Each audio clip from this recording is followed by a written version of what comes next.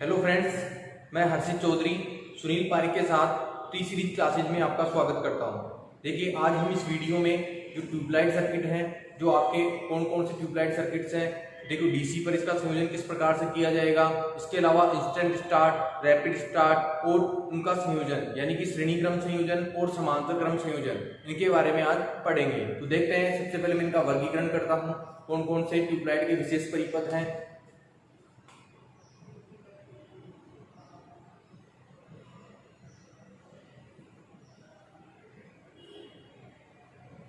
देखो, ट्यूबलाइट का सबसे पहले परिपथ की बात करें तो मैं सबसे पहले आपको बताऊंगा डीसी पर संयोजन।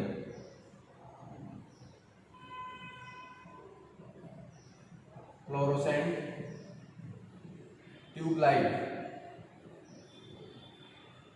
का डीसी पर संयोजन, और इसकी साथ ही साथ क्या बताई जाएगी, यहाँ पर कार्य प्रणाली भी बताई जाएगी। इसके बाद में हम बात करेंगे वो आपके संयोजन, फ्लोरोसेंट ट्यूबलाइट के संयोजन।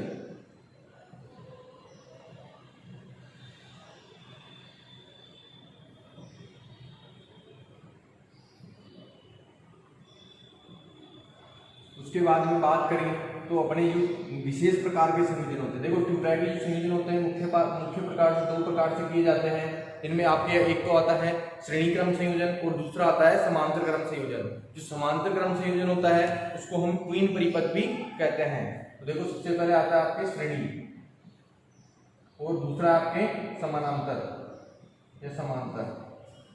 तो आपके नेक्स्ट जो है वो आपके फ्लोरोसेंट ट्यूबलाइट के विशेष परिपथ।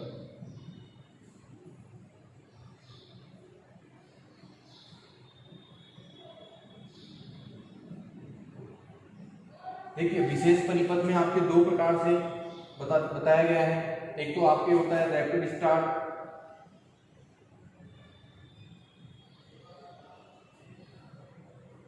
ट्यूब परिपथ,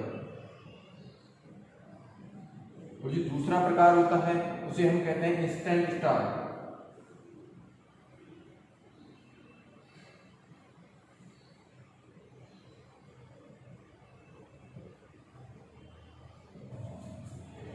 देखो, सबसे पहले बात करते हैं अपन इसकी डीसी पर संयोजन। जो ट्यूबलाइट का डीसी पर संयोजन है वो किस प्रकार से किया जाता है। देखो, डीसी पर अगर संयोजन किया जा रहा है तो देखो डीसी सप्लाई देनी पड़ेगी अपने को, और इस डीसी के संयोजन में एक बात अपने को ध्यान रखनी आवश्यक होती है कि वहां पर जो अपन स्टार्टर यूज करते हैं, इस जो आपके डीसी पर संयोजन है इसमें आपके यहाँ पर स्टार्टर की जगह किसका उपयोग करना पड़ता है, आपके पुश बटन का यूज करना पड़ता है। देखो, पुश बटन का इसलिए यूज करना पड़ता है, जब आप यहां से इसको क्या करोगे, डीसी सप्लाई दोगे। डीसी सप्लाई देते ही यहाँ पर देखिए जो आपका चोक है वो चोक क्या नहीं कर पाएगा, हाई वोल्टेज जनरेट नहीं कर पाएगा, और हाई वोल्टेज जनरेट नहीं कर पाएगा तो यहाँ पर देखिए अपन ने जो स्टार्टर पड़ा था उस स्टार्टर में क्या था कि जो आपके ग्लो टाइप स्टार्टर था वो उस प्रकार से था, यहाँ पर देखिए, ठीक है। और स्टार्टर में क्या भरी हुई थी, हीलियम गैस भरी हुई थी, और उसमें डिस्चार्जिंग की क्रिया होने के कारण यानी हाई वोल्टेज जाएगी तभी क्या होगी, अगर ये पत्तियां खुली हुई भी है, यहाँ पर जो आपके ग्लो टाइप होगा वो यहाँ से बॉस रखेगा सर्किट को, लेकिन यहाँ पर जो हीलियम गैस है उसमें डिस्चार्जिंग की क्रिया प्रारंभ हो जाती है हाई वोल्टेज के कारण, यानी इन दोनों के मध्य स्पार्किंग होगी, बहुत ज्यादा हाई वोल्टेज है तो, ठीक है, क्योंकि वहां पर कौन सप्लाई आ रही थी, अपनी एसी सप्लाई आ रही थी, और यहाँ पर जो डिस्चार्जिंग की क्रिया के कारण ये गर्म होता है और ये वापस क्या होता है, चिपक जाता है, यानी परिपथ तोड़ने जोड़ने का जो कार्य है वो एसी सप्लाई पर तो हो जाएगा, लेकिन जो आपका डीसी सप्लाई है इसमें कोई डिस्चार्जिंग की क्रिया नहीं हो पाएगी। क्यों नहीं हो पाएगी, क्योंकि यहाँ पर जो चोक है, जो चोक में इंडक्शन होता है वो इंडक्शन ओनली कौन सी सप्लाई पे होता है, आपकी एसी सप्लाई पर। तो यहाँ पर जो सप्लाई आ रही है वो कौन सी आ रही है, डीसी सप्लाई। तो यहाँ पर इसमें इंडक्शन नहीं होगा, हाई वोल्टेज जनरेट नहीं कर पाएगा, इसलिए यहाँ पर किसका उपयोग किया अपन ने, स्टार्टर की जगह पुश बटन का यूज किया है। अब देखिए, पुश बटन की सहायता से अपन क्या कर सकते हैं, यहाँ पर पुश बटन को दबाएंगे, बार बार परिपथ को तोड़ेंगे जोड़ेंगे, तो यहाँ पर भी वही स्टार्टर की तरह ही कार्य करेगा ये पुश बटन, यानी कि परिपथ को 20 से 25 बार या 30 बार प्रति मिनट की दर से क्या करेगा, तोड़ेगा जोड़ेगा, और 20 से 25 बार यदि परिपथ को तोड़ेगा जोड़ेगा तो यहाँ पर जो चोक है उसकी वोल्टेज में यहाँ पर क्या हो जाएगी, वृद्धि हो जाएगी, यानी चोक हाई वोल्टेज जनरेट करेगा, और हाई वोल्टेज जनरेट करने से ये आपकी जो फिलामेंट है ये क्या हो जाते हैं, यहाँ पर लाल गर्म हो जाते हैं, क्या हो जाते हैं, लाल गर्म, और लाल गर्म होंगे, और ये दोनों जो फिलामेंट दोनों यहाँ पर क्या हो चुके हैं, लाल गर्म हो चुके हैं। और अंदर यहाँ पर क्या हो रहा है, जो यहाँ पर जो आर्गन गैस है वो क्या हो चुकी है, आयनीकृत हो चुकी है। आयनीकृत होने के बाद देखो जो यहाँ पर मरकरी की वाष्प थी वो अब किसके रूप में बदल चुकी है, गैस के रूप में बदल चुकी है। और हमने जब पिछले वाले वीडियो में देखा था कि जो ट्यूबलाइट परिपथ था वो किस प्रकार से कार्य कर रहा था, यानी स्टार्टिंग के समय तो इस प्रकार का यहाँ से इसका परिपथ पूरा होता है, ये फिलामेंट, फिर उसके बाद स्टार्टर, स्टार्टर से फिर फिलामेंट, और जैसे ही अपनी ट्यूबलाइट ऑन होती है उसके पश्चात क्या होता है, जो सर्किट होता है वो आंतरिक रूप से होता है। तो यहाँ पर भी क्या होगा, हाई वोल्टेज तो अपन ने किसके माध्यम से जनरेट कर दी, उस बटन की सहायता से। इंडक्शन इसमें ज्यादा किया, यानी उसकी पल्सेशन के मान में वृद्धि की, तो यहाँ पर हाई वोल्टेज जनरेट कर ली। अब इसके बाद में क्या होगा, यहाँ पर एक बार अपनी ट्यूबलाइट जब ऑन हो जाएगी तो यहाँ पर देखो जब एसी सप्लाई की बात कर रहे थे तो वहां पर हाई रिएक्टेंस के कारण, एसी सप्लाई में क्या होता है, हाई रिएक्टेंस के कारण हाई रिएक्टेंस वाला चोक यूज करते थे, तो वहां पर वो क्या कर लेता है, वोल्टेज क्या कर लेता है, ऑटोमेटिकली कम कर लेता है, और धारा को भी क्या रखता है, सीमित रखता है। लेकिन यहाँ पर सप्लाई कौन सी आ रही है अपनी, डीसी। अरे एक बार यहाँ पर अंदर ही क्या हो चुका है, सर्किट हो चुका है, अपनी ट्यूबलाइट ऑन हो चुकी है, उसके पश्चात क्या होगा कि यहाँ पर सर्किट अंदर होने की वजह से इंडक्शन नहीं हो पाएगा, और इंडक्शन नहीं हो पाएगा तो आपका चोक और फिलामेंट इतनी वोल्टेज को सहन नहीं कर पाते हैं। इसीलिए क्या किया जाता है कि यहाँ पर इसके श्रेणी क्रम में क्या जोड़ा जाता है, एक वेरिएबल रेजिस्टेंस, जिसको आप क्या कहते हो, परिवर्तनीय प्रतिरोध भी कहते हो। उसकी सहायता से अपन क्या कर सकते हैं, वोल्टेज को नियंत्रित कर सकते हैं। देखो अगर वोल्टेज ही नियंत्रित हो जाएगी तो यहाँ पर धारा के मान को भी क्या किया जा सकता है, सीमित किया जा सकता है। तो इस प्रकार क्या होता है, अपना डीसी पर क्या होता है, संयोजन होता है। इस प्रकार से अपनी ट्यूबलाइट क्या करती है, कार्य करती है। देखो मैंने यहाँ पर इसके 2 पॉइंट्स लिखे हैं। स्टार्टर के स्थान पर यहाँ पर पुश बटन का उपयोग करेंगे एक तो, दूसरी बात कि परिवर्तनीय मान का प्रतिरोध जो होता है, ठीक है, उसका उपयोग क्या है यहाँ पर, वोल्टेज को बढ़ाने के लिए, यानी जब बाद में अपने को क्या करना पड़ेगा, वोल्टेज को नियंत्रित करना पड़ेगा। स्टार्टिंग के समय तो वोल्टेज को अपने को नियंत्रित करने की आवश्यकता नहीं है, लेकिन यहाँ पर वोल्टेज को नियंत्रित करने के लिए बाद में अपने को किसकी आवश्यकता पड़ेगी, आपकी रेजिस्टेंस, परिवर्तनीय वेरिएबल रेजिस्टेंस की आवश्यकता पड़ेगी। और साथ ही साथ अगर वोल्टेज नियंत्रित हो जाती है तो ओम के नियम में अपन ने पढ़ा है, और ओम का नियम डीसी परिपथों में तो लागू होता है, V समानुपाती I। यदि अपन वोल्टेज को नियंत्रित कर लें तो वहां पर धारा के मान को भी क्या किया जा सकता है, सीमित किया जा सकता है। अब इसके बाद में देखो ट्यूबलाइट के जो संयोजन है, देखते हैं अपना फ्लोरोसेंट ट्यूब के संयोजन। देखो फ्लोरोसेंट ट्यूब के संयोजन मैंने आपको बताया 2 प्रकार से किए जाते हैं। एक तो होता है आपके श्रेणी क्रम संयोजन, दूसरा जो होता है उसे बोलते हैं समांतर क्रम संयोजन। देखो श्रेणी क्रम जो संयोजन होता है, जैसे 2 ट्यूबलाइट अपने को जोड़नी है, देखिए 2 ट्यूबलाइट मैंने जोड़ी है, ये 2 ट्यूबलाइट के देखो किस प्रकार से कनेक्शन किए जा रहे हैं। यहाँ पर देखो सबसे इंपॉर्टेंट जो बात ये होती है इसमें, कि श्रेणी क्रम जो संयोजन होता है इसमें कितनी भी देखो कम से कम अपन जोड़ सकते हैं यहाँ पर 2 ट्यूबलाइट, तो ज्यादा से ज्यादा भी 2 ही जोड़नी है, या ज्यादा जोड़ोगे तो वहां पर क्या होनी है, वोल्टेज जो ड्रॉप है इसका मान क्या हो जाएगा, बढ़ जाएगा, और ट्यूबलाइट जो प्रकाशित होगी वो कम होगी। इसलिए इनका संयोजन है मैंने 2 ट्यूबलाइटों की सहायता से दिखाया है।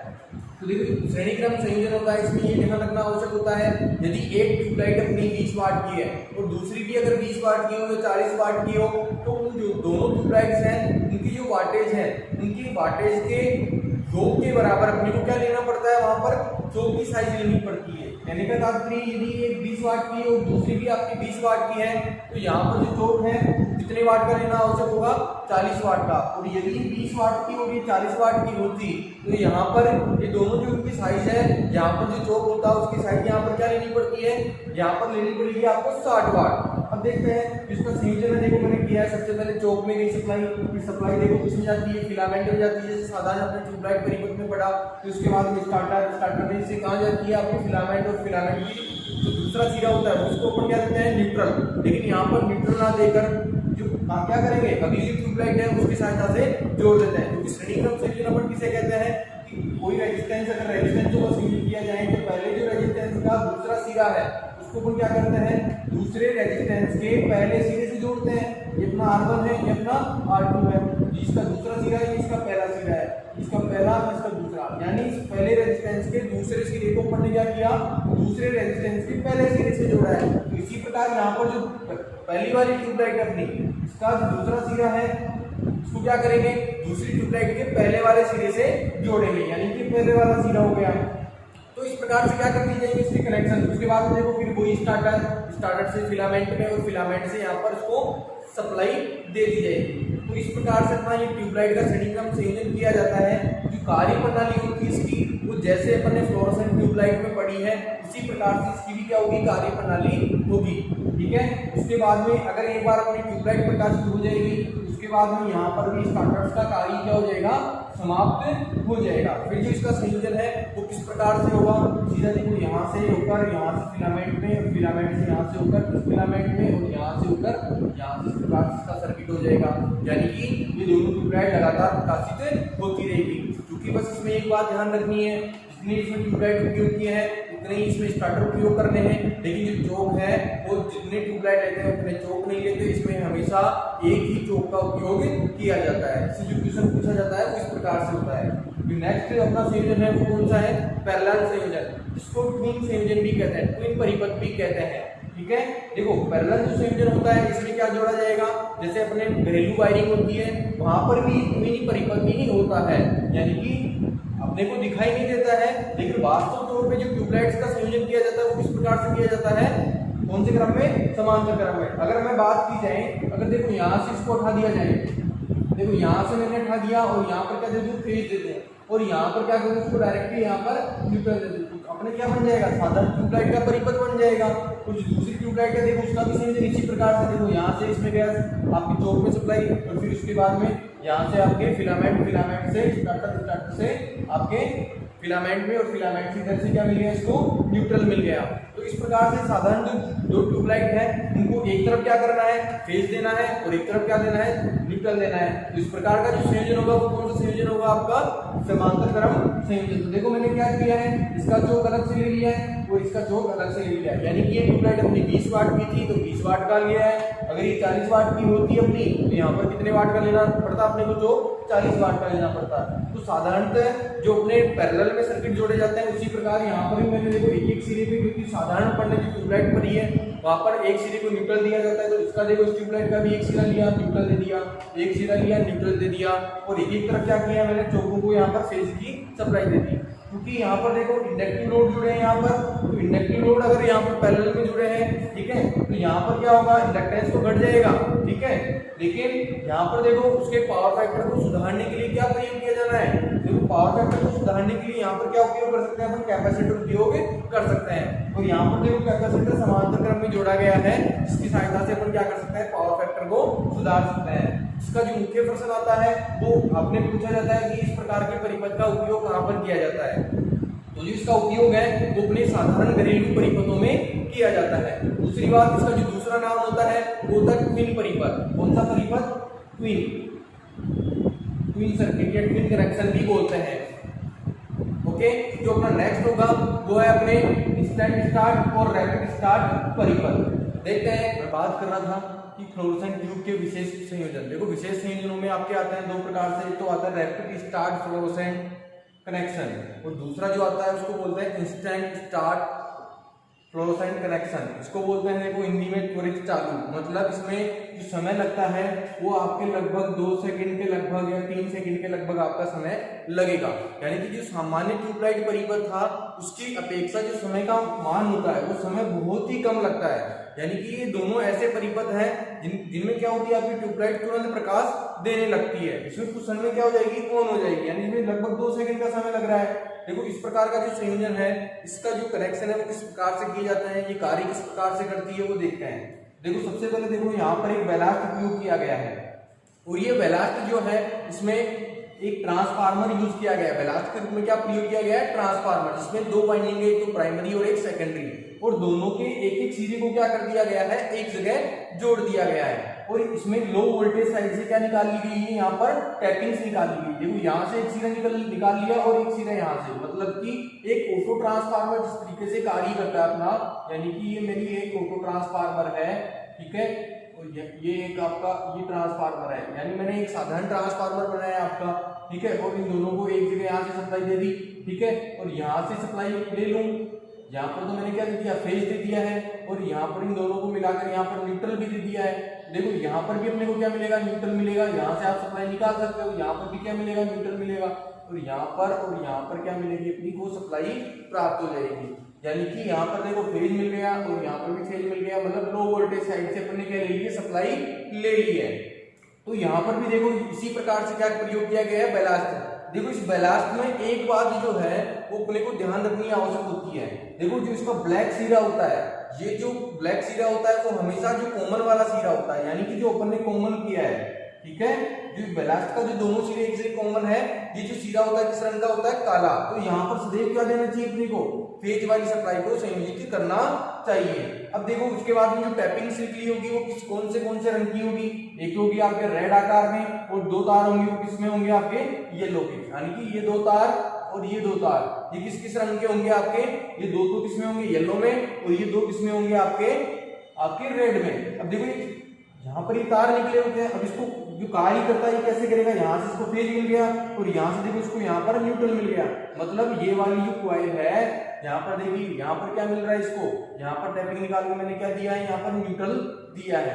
यहाँ पर क्या दिया है आपके, न्यूट्रल। देखो यहाँ पर इसने न्यूट्रल दे दिया है। अब न्यूट्रल यहाँ पर दिया है, अगर क्या दिया है, यहाँ पर न्यूट्रल दिया है, तो न्यूट्रल यहाँ पर देगा तो यहाँ पर ये इतने से टर्न क्या करेंगे, कार्य करेंगे, और ये क्या करेगा, इस खुद को भी काटेगा और सेकेंडरी को भी काटेगा। मतलब कि ये जो टर्न है इस खुद को भी काटेगा और यहाँ पर इस पूरे इन टर्नों को भी काटेगा। तो यहाँ पर इसमें भी क्या हो जाएगी, ईएमएफ जनरेट हो जाएगी। और यहाँ पर देखो एक सिरा तो फेज का होगा और एक इसका होगा न्यूट्रल का। यहाँ पर लो वोल्टेज क्या की है मैंने, देखो लो वोल्टेज टैपिंग की सहायता से इस फिलामेंट को भी सप्लाई दे दी, और यहाँ पर भी लो वोल्टेज टैपिंग निकाल के यहाँ पर भी सप्लाई दे दी। तो यहाँ पर जो लो वोल्टेज जो होती है दोनों को क्या करेगी, लगातार दोनों फिलामेंटों को गर्म करती रहेगी, और लगातार गर्म करती है तो यहाँ पर जो गैस की डिस्चार्जिंग की क्रिया होती है वो बहुत फास्ट होती है, और इतनी फास्ट होती है कि अपनी जो ट्यूबलाइट है वो लगभग 1-2 सेकंड में क्या हो जाएगी, आपकी चालू हो जाएगी। तो ये जो परिपथ होता है वो त्वरित चालू होता है। त्वरित चालू का मतलब आपके रैपिड स्टार्ट प्रकार का कनेक्शन है, जो इसमें आपके स्टार्टर का उपयोग नहीं किया जाएगा, ठीक है। अब देखिए इसमें स्टार्टर का उपयोग नहीं किया है, साथ ही साथ इस जो आपकी रैपिड स्टार्ट परिपथ है इसमें आपकी कंपन दोष क्या हो जाएगा, दूर हो जाएगा, जिसको फ्लकरिंग दोष भी कहते हैं। कौन सा, फ्लकरिंग, ठीक है। उसके बाद में देखो आपके हैं इंस्टेंट स्टार्ट, इसको बोलते हैं तुरंत चालू परिपथ, यानी कि ऐसा परिपथ जिसमें क्या हो जाएगी, आपकी ट्यूबलाइट तुरंत ही चालू हो जाएगी। और देखो इस प्रकार की जो ट्यूबलाइट होती है उसमें जो संयोजन होते हैं वो आपके ओनली संयोजन एक संयोजन निकाला जाता है। यानी कि देखो यहाँ पर आपको दिखाई दे रहे होंगे, यहाँ पर जो दो सिरे निकलने होते हैं रंगस्म के, अगर यहाँ पर मैंने फिलामेंट जोड़े तो 2 सिरे निकलने चाहिए, लेकिन इस प्रकार की जो ट्यूबलाइट होती है उसमें कितने सिरे निकलते हैं, 1 सिरा ही निकलता है। इधर से भी 1 सिरा निकल रहा है, इधर से भी 1 सिरा निकल रहा है। इसमें जो प्रयोग किया जाता है वो आपके प्रयोग किया जाता है ऑटो ट्रांसफार्मर, किसके रूप में, यहाँ पर बैलास्ट के रूप में। अब देखिए यहाँ पर जो सप्लाई दी जाती है वो कौन सी दी जाती है, आपकी एसी सप्लाई। अब देखो एसी सप्लाई दे रहे हैं यहाँ पर, इसको मिल रही है, देखो यहाँ से तो न्यूट्रल आपका और यहाँ से फेज, देखो किसको मिल रहा है, एक ऑटो ट्रांसफार्मर, यानी कि ये आपका एक ट्रांसफार्मर है, और यहाँ पर मैंने एक टैपिंग निकाल ली, ठीक है, और यहाँ पर मैंने क्या की, एसी सप्लाई दे दी, और यहाँ से मैंने क्या कर ली है, ये तो आपका हो गया इनपुट और ये हो गया आपका आउटपुट। देखिए यहाँ पर कम टर्नों को मैंने क्या किया, सप्लाई दिया है, और यहाँ पर ज्यादा टर्नों से क्या लिया है, सप्लाई दी है। मतलब कि यहाँ पर एक तरफ क्या होगा फेज, एक तरफ क्या होगा न्यूट्रल, लेकिन वोल्टेज जो होगी वो क्या होगी, हाई। यानी कि यहाँ पर जो ऑटो ट्रांसफार्मर यूज किया है वो हाई रिएक्टेंस वाला है। इसका तात्पर्य है कि ये हाई वोल्टेज जनरेट करेगा, और हाई वोल्टेज जनरेट करने से यहाँ पर अपने को स्टार्टर की आवश्यकता नहीं पड़ेगी। यहाँ पर क्या होगा, जो आयनीकरण है वो तुरंत होता है, और आपकी जो ट्यूबलाइट है वो तुरंत क्या हो जाती है, स्टार्ट हो जाती है। तो ये आपका क्या कौन सा होता है, इंस्टेंट स्टार्ट परिपथ। देखिए इन दोनों ही परिपथों का जो उपयोग है वो मुख्य तौर पर कहाँ किया जाता है, सार्वजनिक स्थलों पर किया जाता है। अब देखिए आपकी स्क्रीन पर यहाँ पर सबसे पहले जो मैंने बात की थी आपके लिए कि यहाँ पर जो आपके रैपिड स्टार्ट जो परिपथ है और दूसरा आपके इंस्टेंट स्टार्ट परिपथ, इन दोनों के क्या दिखाए गए हैं, संयोजन दिखाए गए हैं।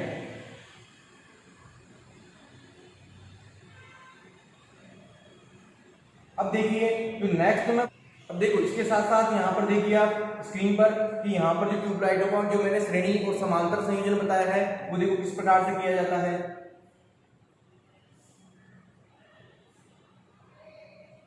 ओके, अब देखें जो अपन ने पिछली वीडियो में जो क्वेश्चंस पूछे हैं, जो सबसे पहला क्वेश्चन था आपके कि जो ट्यूबलाइट के स्टार्टर के समांतर क्रम में कैपेसिटर जोड़ा जाता है उसका मुख्य कार्य क्या होता है। देखिए उसका जो मुख्य कार्य होता है वो रेडियो व्यवधान दोष को दूर करना, जिसको रेडियो व्यतिकरण प्रभाव भी कहते हैं। उसका जो मुख्य कार्य होता है ये होता है। लेकिन उसका दूसरा जो कार्य है वो क्या होता है, पत्तियों के मध्य जो स्पार्किंग होती है उसको भी क्या करता है, वो ठीक करता है। लेकिन जो मुख्य कार्य के तौर पर होगा उसका उत्तर वो होगा आपके उसके रेडियो व्यवधान को दूर करना। उसके अलावा जो दूसरा प्रश्न था आपके वो था कि जो आपके मरकरी वेपर लैंप है जो सबसे कम यूज किया जाता है वो कौन सा होता है। देखिए जो सबसे कम यूज किया जाता है मरकरी वेपर लैंप वो आपके होता है मरकरी आर्गन लैंप। क्यों? क्योंकि उसमें क्या होता है, एक डोज होता है जिसको बोलते हैं अपन स्ट्रोबोस्कोपिक। कौन सा प्रभाव? स्ट्रोबोस्कोपिक। देखिए उस प्रभाव के कारण क्या होता है, अगर कोई वस्तु सीधी चल रही है वो अपने को उल्टी घूमती हुई क्या होती है, दिखाई देती है। इस कारण जो मरकरी आर्गन जो लैंप है आपके, इसका उपयोग क्या किया जाता है, सबसे कम किया जाता है।